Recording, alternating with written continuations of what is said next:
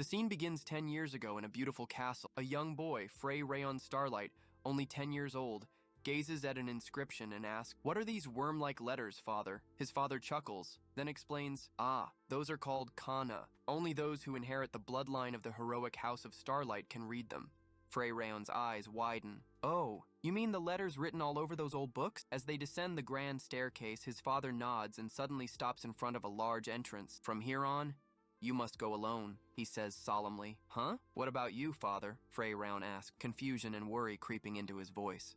His father places a reassuring hand on his shoulder, crouching slightly to meet his son's gaze. "Stand firm. You've heard of the prophecy circulating in the Empire, haven't you?" "Yes," Frey Raon answers. Father continues, "It is said that when the demon king vanishes, his successor will appear 1,000 years later. The world will be engulfed in darkness, but at that moment, a new hero will emerge to save it." They stand before the statue of a famous hero, Stauk, as Frey Raon nods. "That's the will of the ancestor who defeated the demon king, right?" "Yes, but there is more," his father reveals. "This prophecy is well known in the Empire, but our family carries a continuation, one passed down only within the Starlight bloodline. It states that 1,000 years after the demon king's defeat, both the demon king's successor and the hero's successor will appear, and that 1,000 years is now." Frey Raon stares in shock at his father's words. Then he hesitantly steps forward, pushes the massive door open, and takes a step inside. Darkness engulfs. "I can't see anything," he mutters. Suddenly, the door slams shut behind him,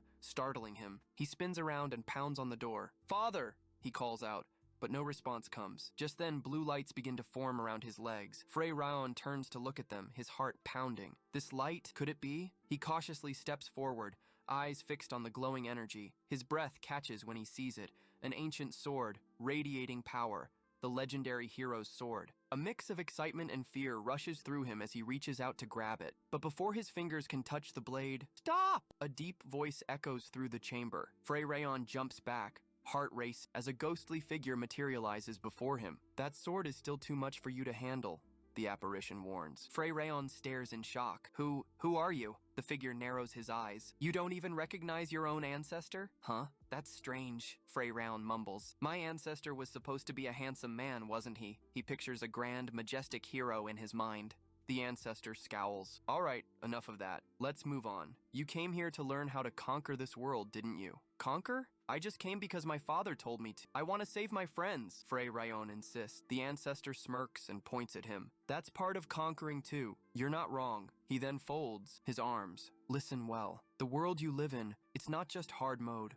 No, it's worse. It's a bad ending." The ancestor's expression turns grave. He steps forward and places a hand on Frey Raon's face. "Seeing is believing," he says, as a flash of light engulfs them. Frey Raon's vision shifts. The world around him crumbles into ruins. Demons rampage through burning villages. Corpses litter the ground. His friends, his family, all gone. His breath catches in his throat. His body trembles. He collapses to his knees, gasping for air. The ancestor looks down at him. "Did you see it? A world filled with despair." Frey Raon grips the ground beneath him, eyes wide with horror. He has just witnessed the future, one where everything he holds dear is lost. "Now," the ancestor continues, voice firm, "tell me your choice." Tears spill down Frey Raon's face as he slowly raises his head. "I'll do it, just like my ancestor." His voice trembles but grows stronger. "I will protect everyone I love." The ancestor watches, then nods. "Oh, I almost forgot. He's a hero too," he murmurs to himself. Then, aloud, he says, "All right, I will teach you the only path, the only way to save yourself,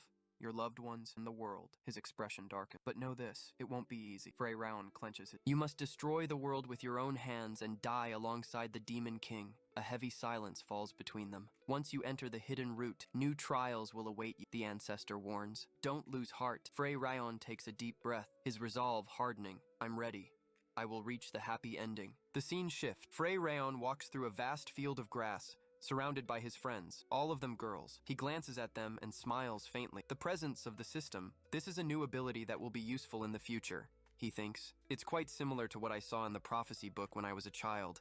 At this level, I should be able to handle it, even on my first attempt on the route my ancestor showed me. If I master the system and accomplish that in the end, his determination burns stronger. I can protect the world where everyone lives. A knock at the door interrupts his thoughts. "Young master, it's me. May I come in?" A familiar voice calls. Frey Raon blinks. "Ah, yes, come in." As the door opens, he thinks to himself, "I've struggled so much to get here.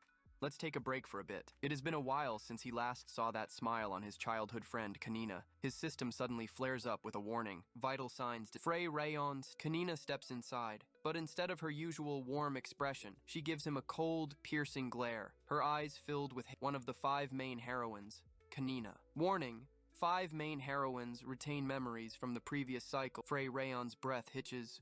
What? That's impossible.